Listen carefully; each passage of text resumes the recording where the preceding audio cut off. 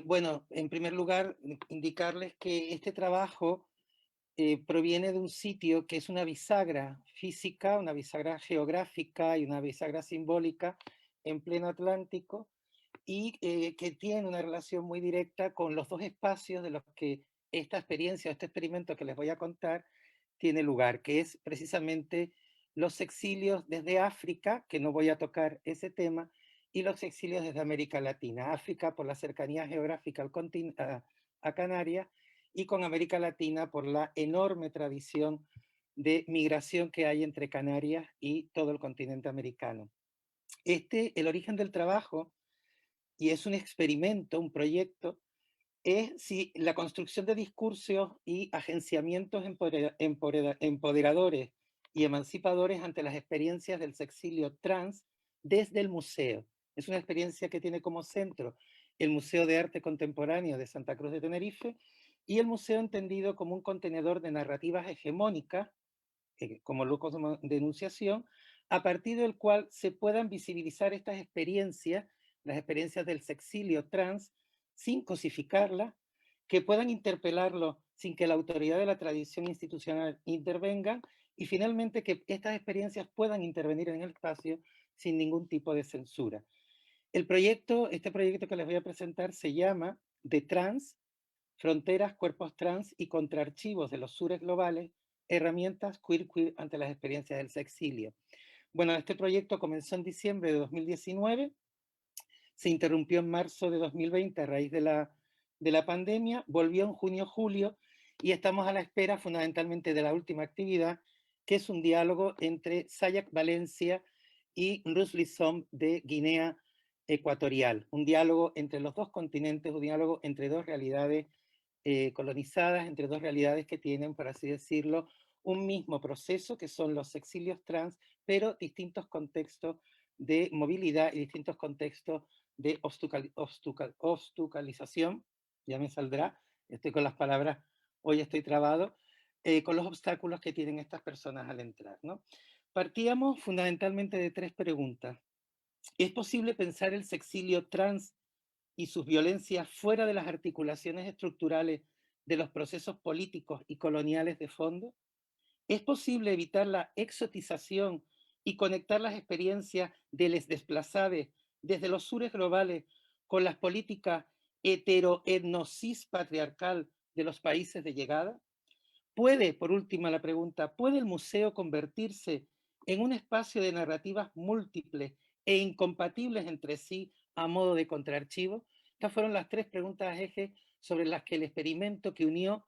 en primer lugar, a personas transmigrantes, por otro lado, a colectivos anticentros de internamiento de migrantes y también académicos y activistas del mundo. Es digamos, un experimento de diálogo, pero de diálogo entre partes que tienen algún tipo de implicación bien teórica, bien activista, bien de vivencia personal en la experiencia del sexilio. Estas preguntas que les acabo de lanzar, surgen y son pertinentes para nuestro proyecto de discusión y de acción, por cuanto de las 81 nacionalidades que piden asilo político en España, la mayor parte provienen de países de los sures globales. Y en el caso del Estado español, y según datos del Centro Español de Ayuda al Refugiado, los más relevantes han o bien sufrido procesos de descolonización relativamente recientes, como es África, o secuelas de procesos coloniales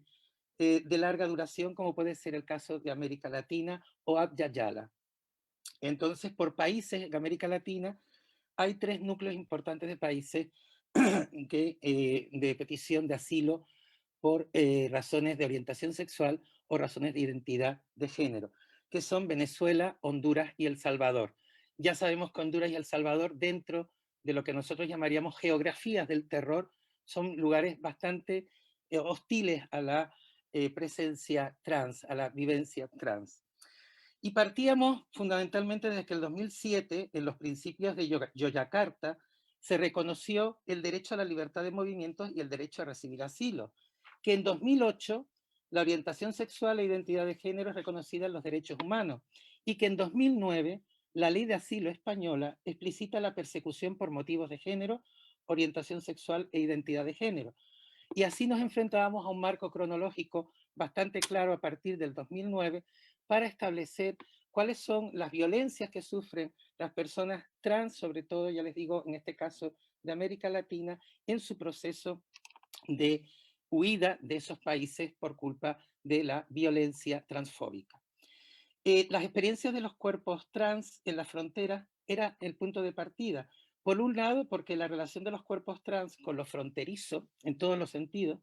permite realizar solapamientos y analogías históricas y metafóricas que van más allá de la simple descripción de casos. Por otro, visibilizar lo trans en toda la compleja puesta en escena de la frontera es también una manera de tensar las posibilidades epistémicas de las propias herramientas queer.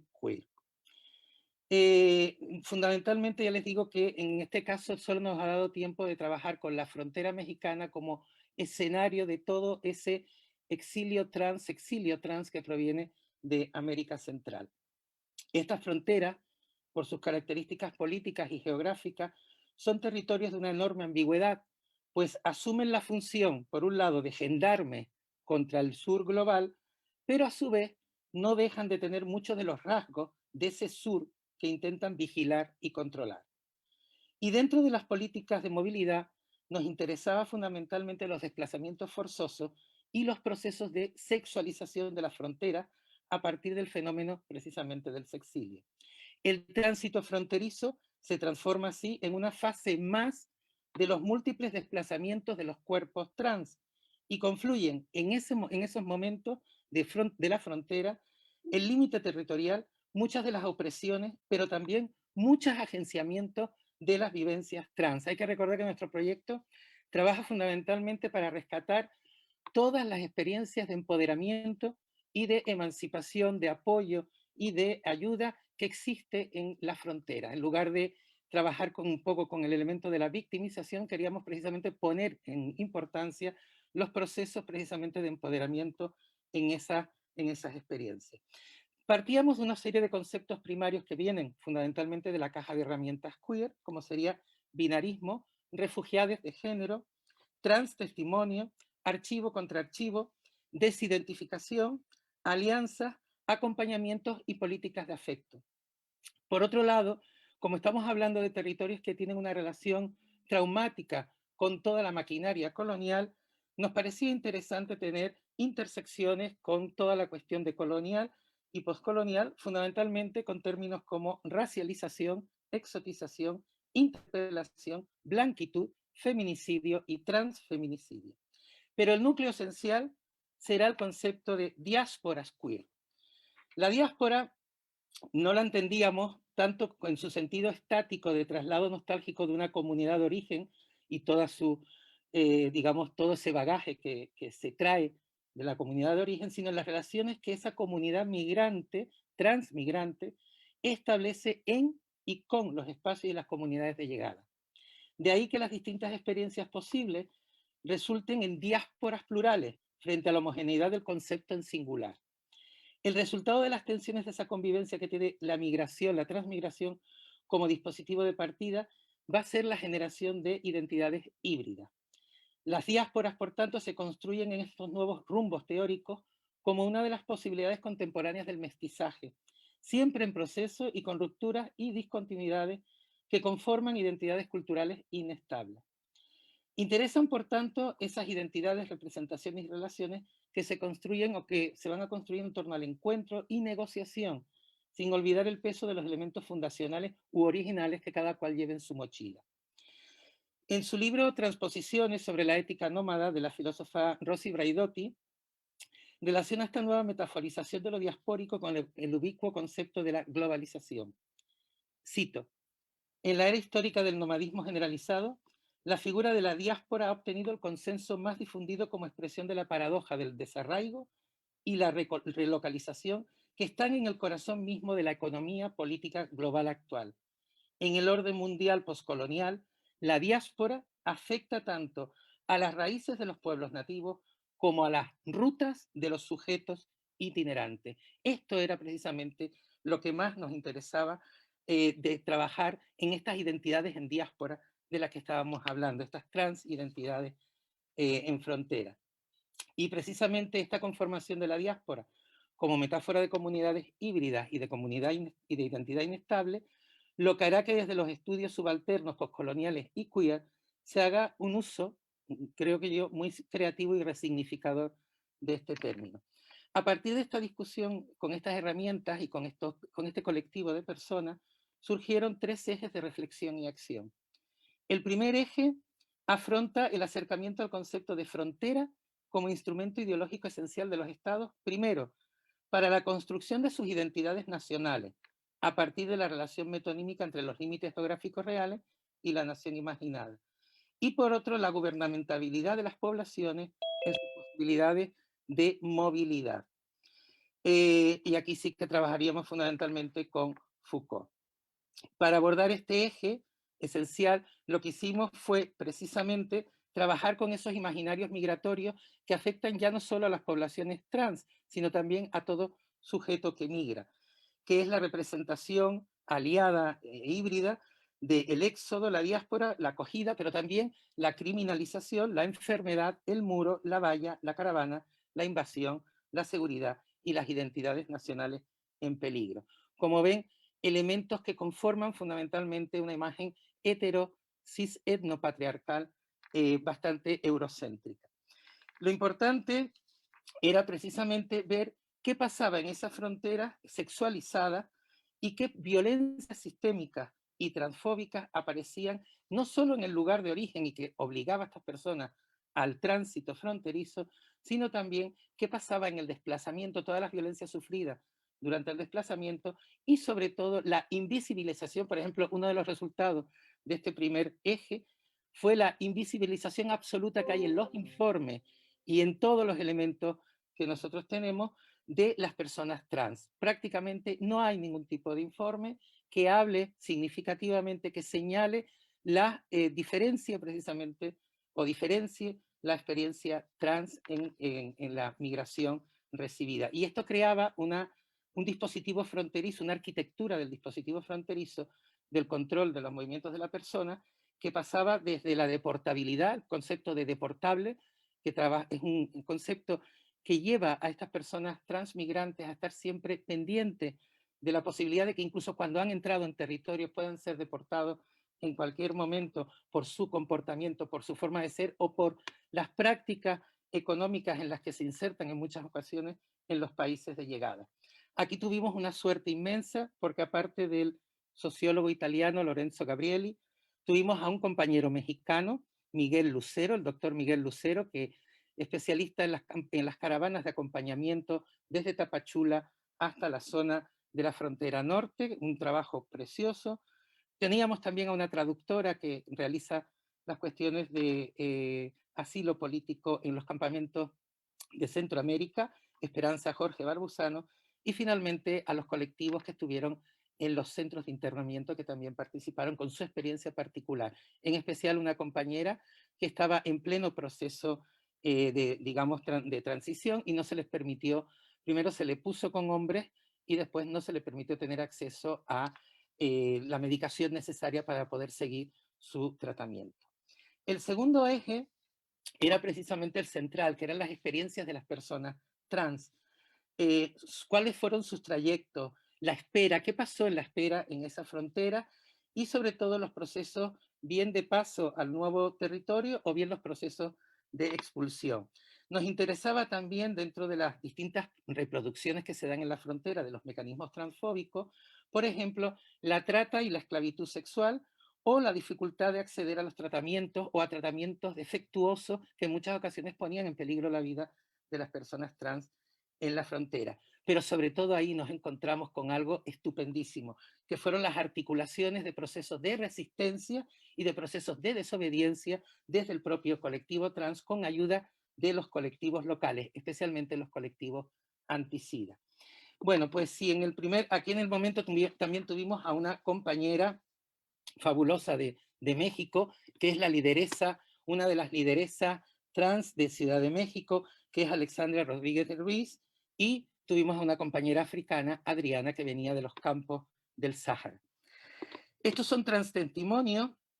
en los que aparecen, por ejemplo, procesos complicados desde el punto de vista de como herramienta queer, como los procesos de blanqueamiento, es decir, cómo ir diluyendo estas personas que llegan desde unos lugares muy racializados, cómo ir blanqueándose en el nuevo lugar de destino, o cómo estos procesos de metamorfosis de los cuerpos van acompañados también con procesos de metamorfosis, entre comillas, de la puesta en escena de su subjetividad en el nuevo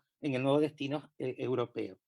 Y el más interesante, que es en el que estamos pendientes ahora para la intervención de Sayak, y ya voy acabando, de Sayak y de Rusli Som, de Guinea Ecuatorial, el tercer eje tiene como la idea del archivo, algo fundamental ahora mismo dentro de los grandes trabajos que se están haciendo desde el punto de vista de las teorías queer. ¿Por qué? Porque incluíamos, en lugar de buscar el archivo o el contraarchivo, pusimos en el centro lo que nosotros llamábamos narrativas de afecto. Es decir, cómo reconvertir todo ese material doloroso, todo ese material trágico, en un material en el que saliera a la luz precisamente los procesos de solidaridad y los procesos de afecto que durante el trayecto se desarrollaron en estas experiencias concretas. Evitábamos así, por así decirlo, porque gran parte de la escasa información sobre las migraciones forzosas trans que podemos encontrar proviene fundamentalmente de tres fuentes. La oficial, sobre todo la policial, o las peticiones de asilo. Teníamos la académica terrible, porque en muchas ocasiones nos encontramos a la persona transmigrante convertida en objeto de estudio, pero sin un trabajo fundamentalmente de acompañamiento o de ayuda a la resistencia a procesos de violencia estructural y violencia puntual durante su trayecto, o a través de las historias de vida entendidas sencillamente como un recopilatorio de historias fundamentalmente a modo de ilustración dentro de los estudios. Es decir, no había una relación dialógica con el testimonio y, por supuesto, la voz de la persona que había sufrido la experiencia estaba minimizada, ninguneada por todo el componente teórico y estructural que se montaba sobre ella en muchos artículos académicos. Por tanto, y además, bueno, también la mediática, es decir, todas estas fotografías que muestran una visión concreta de los llamados sin papeles, ¿no? Bien, pues nosotros lo que quisimos fue, para evitar la ventriloquía, para evitar precisamente convertirnos en unos mediadores entre la voz, lo que hemos hecho ha sido precisamente invitar a personas transmigrantes y dejar el campo libre para que expresaran desde su experiencia de la manera como quisieran, a través de performance,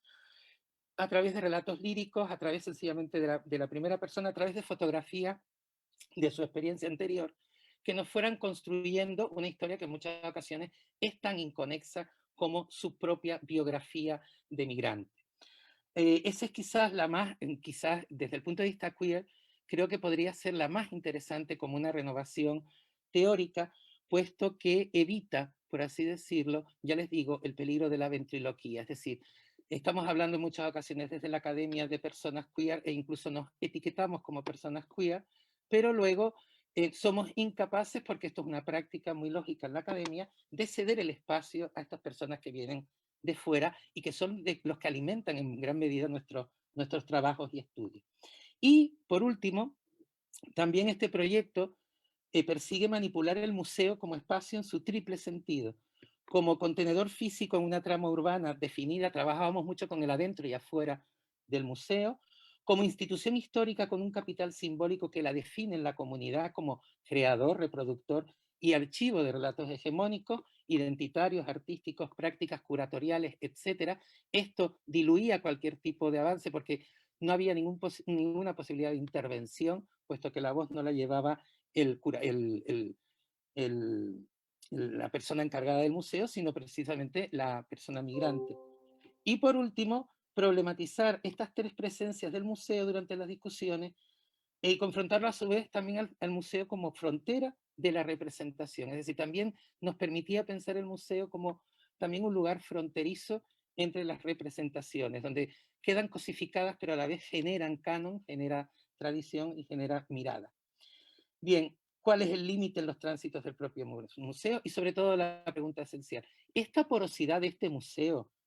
a cualquier experiencia como la que hemos llevado es un simulacro de frontera que desactiva el contenido activista de esta propuesta. Bueno, pues hasta que no llegue Sayak y Rusli, pues no lo sabremos, porque precisamente ellas son las que van a trabajar esta supuesta porosidad de los museos.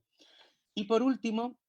la finalidad más importante de la discusión y de este proyecto será cómo afrontar desde las teorías queer las historias de vidas dentro de una metodología que evite, por un lado, la sentimentalidad, porque a fin de cuentas estamos hablando de una perspectiva politizada de la transmigración, por un lado la sentimentalidad y por otro lado la revictimización. Evitar,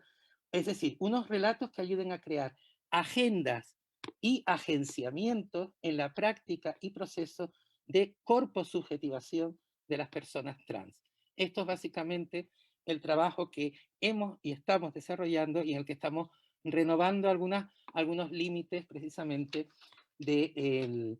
las terminologías o de las herramientas que solemos usar en los estudios queer a partir precisamente de los tránsitos transfronterizos de los exilios. Bueno, y esto es todo. No sé si, Saúl, estoy en tiempo porque Claro, muy bien. a toda